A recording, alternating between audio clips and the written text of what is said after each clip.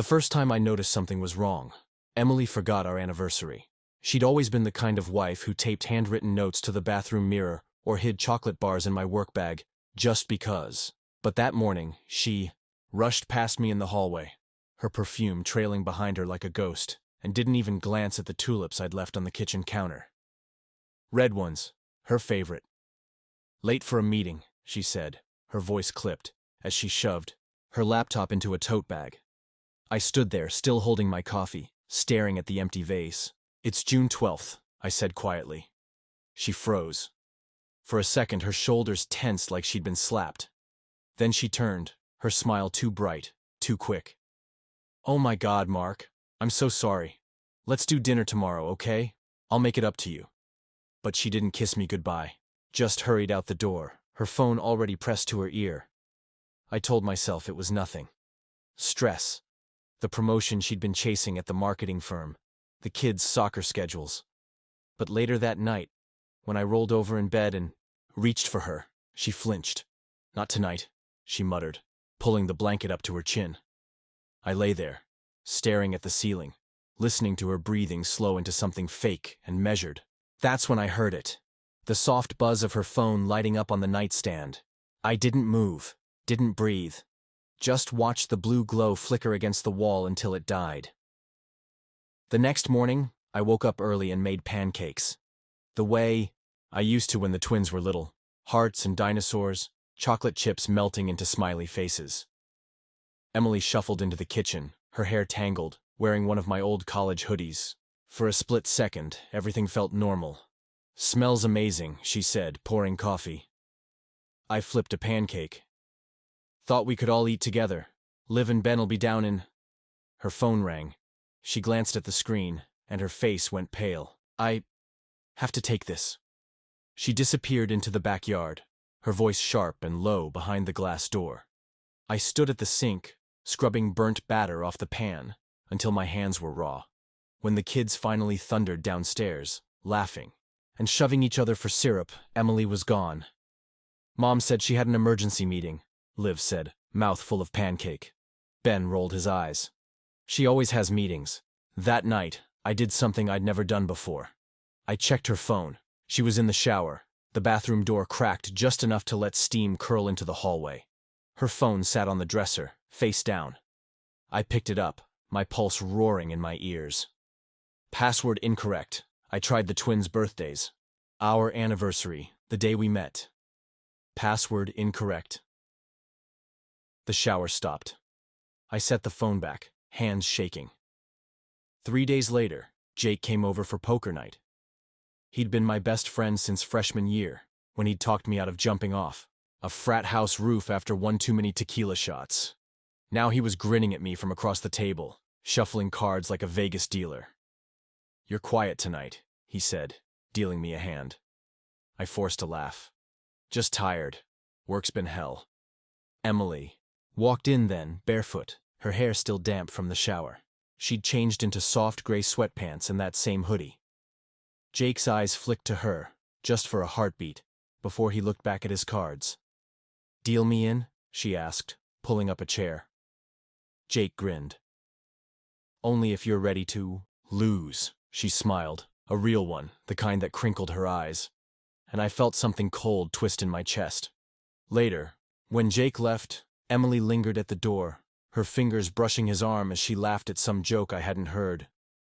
"You two seem close lately," I said, stacking poker chips. She stiffened. "Don't start, Mark." "Start what?" "That tone, like you're accusing me of something." I looked at her, really looked, at the way she crossed her arms, the flush creeping up her neck, the way she wouldn't meet my eyes. "Are you?" I asked quietly. She slammed the fridge door so hard a magnet clattered to the floor. "God, you're paranoid. Maybe if you spent less time snooping through my phone and more time actually talking to me." "I never said I snooped through your phone." The silence was so thick I could taste it. She opened her mouth, closed it, then stormed upstairs without another word. The next day I called in sick to work. I followed her. She left the house at 10 a.m., wearing sunglasses and a navy blazer I'd never seen before. Instead of turning left toward her office, she drove north. I kept 2 cars between us, my hands slick on the wheel. When she pulled into the parking garage of the Westin, a sleek downtown hotel, I almost threw up. I parked across the street, watching the entrance through binoculars like some Lifetime movie psycho. 20 minutes later, Jake walked in. He wasn't wearing his wedding ring. I sat in my car, gripping the steering wheel so hard the leather groaned. Jake's silver Audi was parked 3 rows ahead, gleaming under the garage lights like it knew a secret. My best friend. My wife. The hotel elevator doors swallowed them, whole, and I couldn't move, couldn't breathe. A horn blared behind me. I'd been blocking traffic for 5 minutes. I drove home on autopilot, running red lights, swerving through intersections. The twins were still at school. The house was empty. Silent. I paced the kitchen, my phone burning a hole in my pocket. I could call her, demand answers. But what if she lied? What if she didn't? Instead, I grabbed the spare key to Jake's apartment, the one he'd given me years ago in case of emergencies. His words, not mine. The door creaked open. His place smelled like cedar and expensive cologne. Neater than I'd expected. No dishes in the sink. No photos of his wife, Clara. Just a single framed picture on the bookshelf. Him and me at a baseball game, arms slung over each other's shoulders. I wanted to smash it. I started in the bedroom. The bedsheets were rumpled, still warm. A wine glass sat on the nightstand, lipstick smudged on the rim. Red, Emily's shade. My hands shook as I snapped a photo. Then I saw it, a black lace bra tangled in the sheets. Not Clara's. Clara wore beige. Practical. I pocketed it. In the bathroom, 2 toothbrushes. One of them had a tiny penguin charm glued to the handle. Liv made those in art class last Christmas. Emily's. My knees buckled. I sank to the floor, the bra clutched in my fist, and screamed into the silence. When I got home, Emily's car was in the driveway. She stood at the stove, stirring a pot of spaghetti, humming along to some pop song on the radio. The kids' backpacks were dumped by the stairs. Normal. Happy. Like she hadn't just torn our lives apart. "Where were you today?" I asked, leaning against the doorway. She didn't turn around. "Work. Why?" "Called your office. They said you took a personal day." The wooden spoon clattered against the pot. "I had a doctor's appointment." "Which doctor?" "God, Mark, what's with the interrogation?" She finally faced me, cheeks flushed from the steam. "It was a dermatologist. I had a mole removed. See?" She tugged down the collar of her blouse, revealing a small bandage. I stared at her. The woman who'd slow danced with me in this kitchen on our 10th anniversary. Who'd held my hand through chemo when Jake got diagnosed. Now every word out of her mouth was a landmine. "Funny," I said quietly. "I drove past the Westin Hotel today. Saw Jake's car." Her breath hitched, just for a second. So why was he there? How should I know?" She turned back to the stove, her voice too steady. "Maybe a client meeting. You should ask him." I stepped closer, close enough to see the pulse fluttering in her neck. "I did. He said he was with you." A lie. I hadn't called him, but her shoulders stiffened. "That's not—" "Don't." My voice cracked. "Just don't." For a long moment, the only sound was the bubbling sauce. Then Liv burst in, soccer cleats tracking mud across the floor. "Mom, can Ashley sleep over Friday?" Emily's smile was instant. Plastic. "We'll see, sweetie." I left the room before I could scream. That night, I drank. Jake's favorite. Bourbon. A bottle he'd gifted me last birthday. "To surviving middle age," he'd joked. Now I gulped it straight from the bottle, the burn doing nothing to numb the static in my head. Emily found me in the garage, sitting in my old Mustang. The engine off. "Get out," I slurred. She climbed into the passenger seat instead. "We need to talk." "Oh, now you want to talk?" "Mark, please." Her hand brushed my arm. I jerked away. "How long?" She hesitated. "It's not what you think." "How long?" The words echoed off the concrete walls. Somewhere in The house. A door opened. "Mom? Dad?" Ben called. Emily closed her eyes. A month. The admission punched through me. A month. 30 days of lies. 30 days of her laughing with him, touching him, while I packed school lunches and signed permission slips. Was it here? I whispered. In our bed? No. Never here. Where then? His apartment? The hotel? The lake? Her head snapped up. You followed me? You left me no choice! You're being crazy.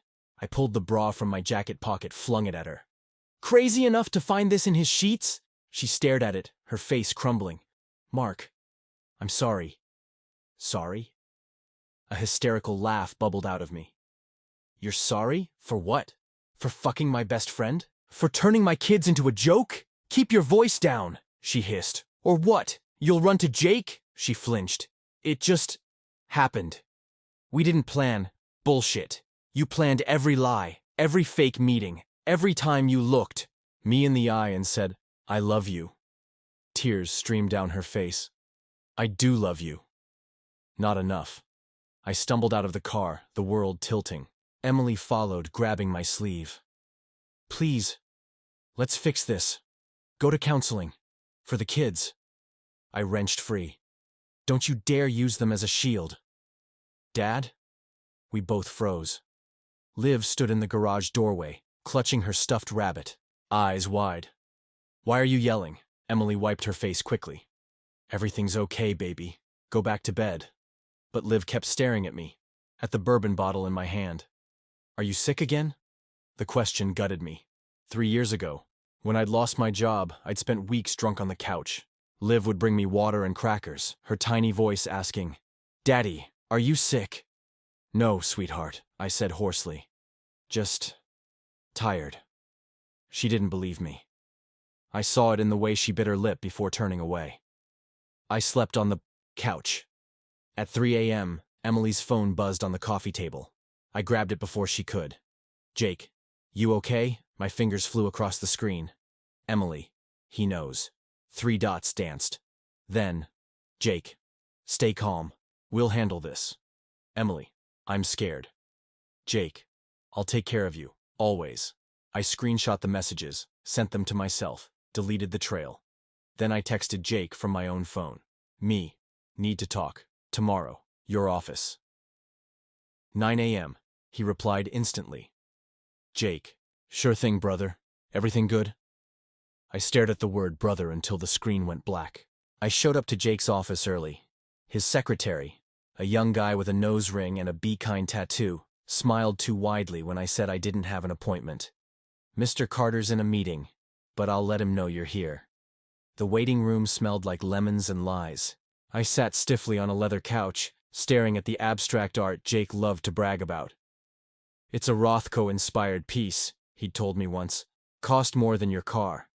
Now all I saw were splatters of red. Jake strode in 20 minutes later, grinning like nothing was wrong. He looked polished, as always. Custom suit, hair gelled, wedding ring back on his finger. Coward. Mark. What's up, man? He clapped me on the shoulder. Want to grab coffee? There's a new place down your office. Now. His smile faltered. Sure. The second the door closed, I slammed the screenshot of his texts with Emily onto his desk. Jake, I'll take care of you. Always. He paled. Look, I can explain. You've got 10 seconds to tell me why I shouldn't forward this to Clara. His wife.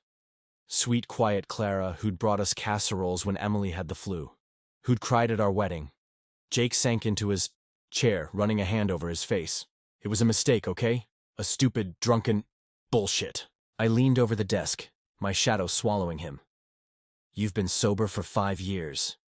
You think I wanted this? His voice rose. Emily came on to me. Said you two were basically roommates. That you hadn't touched her in months.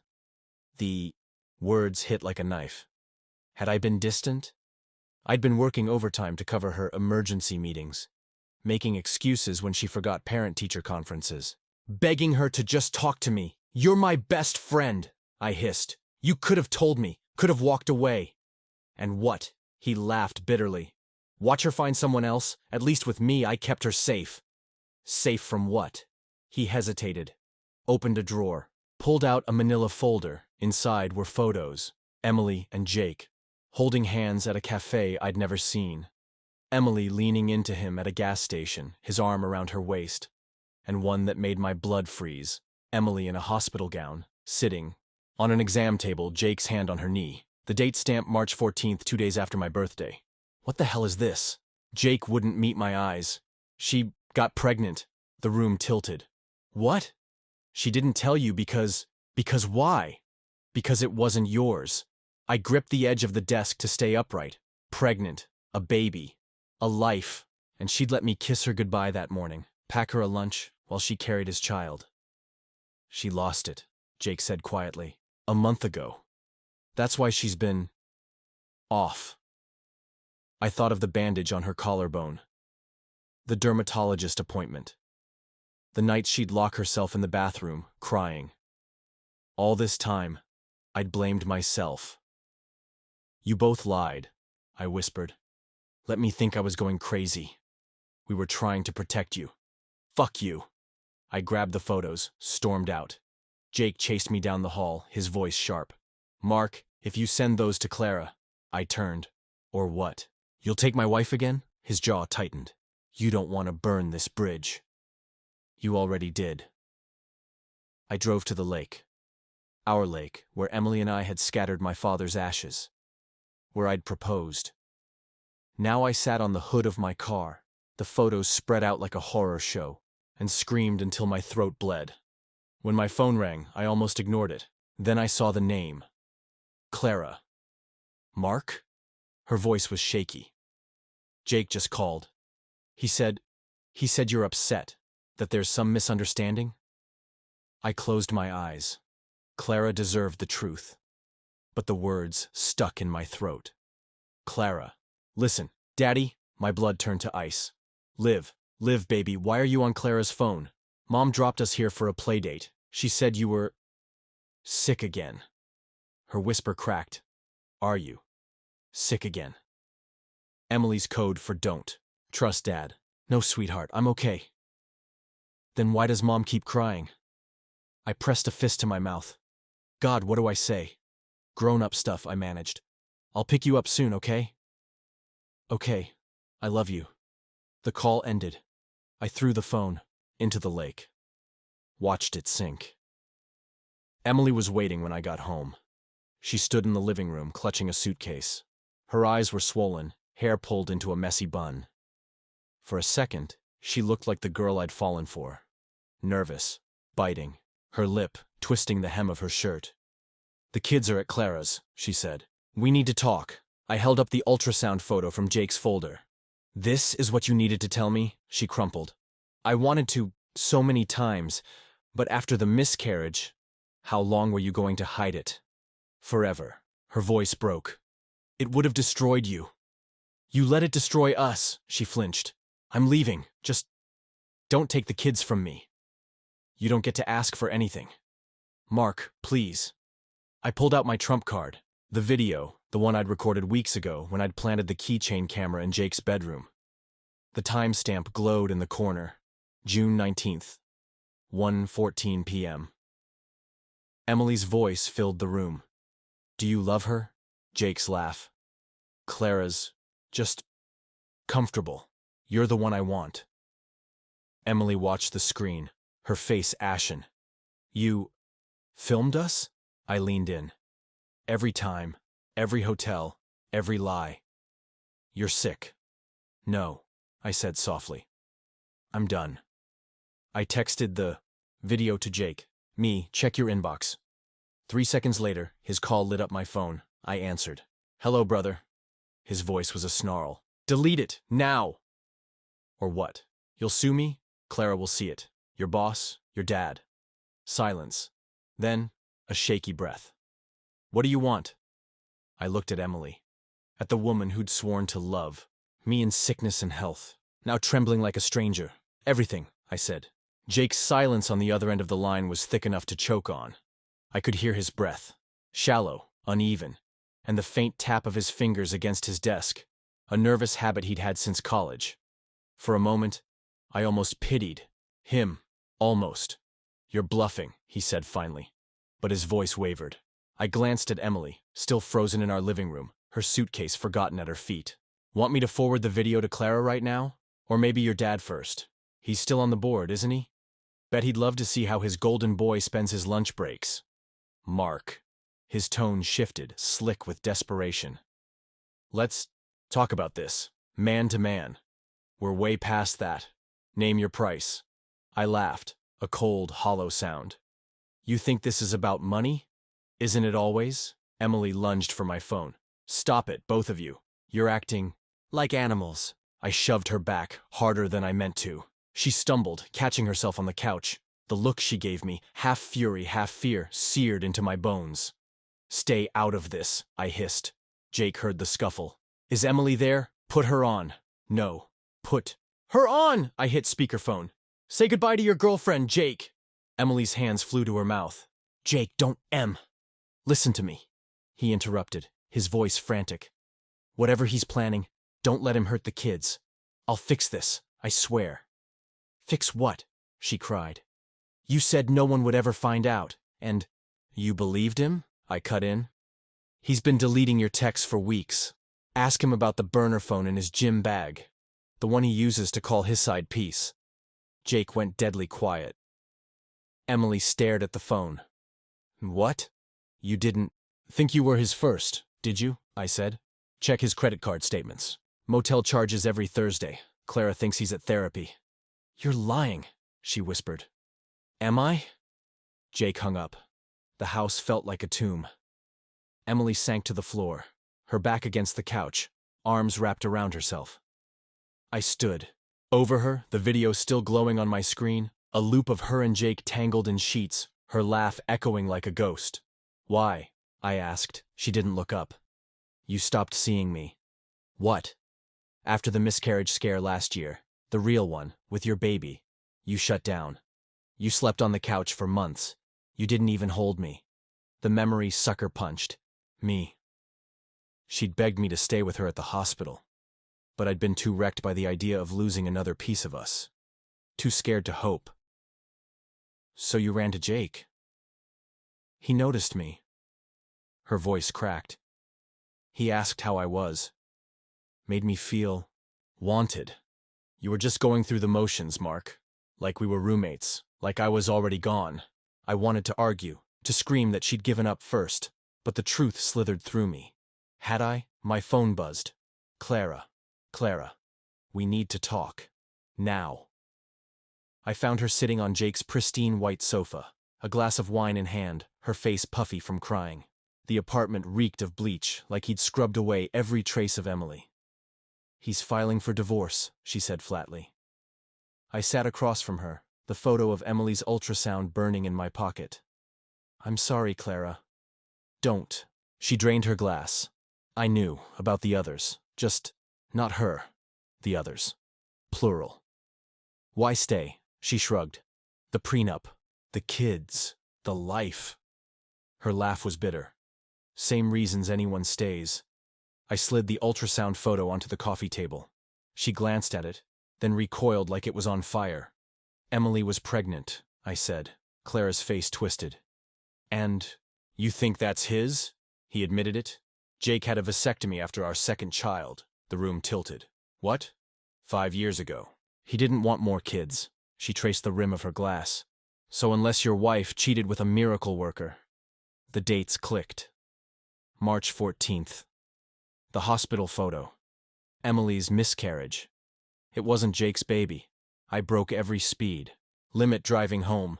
Emily was in the kitchen, scrubbing counters that didn't need cleaning. She turned, her smile tentative, but it died when she saw my face. Who was the father? Her sponge hit the sink. What? The baby. It wasn't Jake's. He's sterile. Color drained from her cheeks.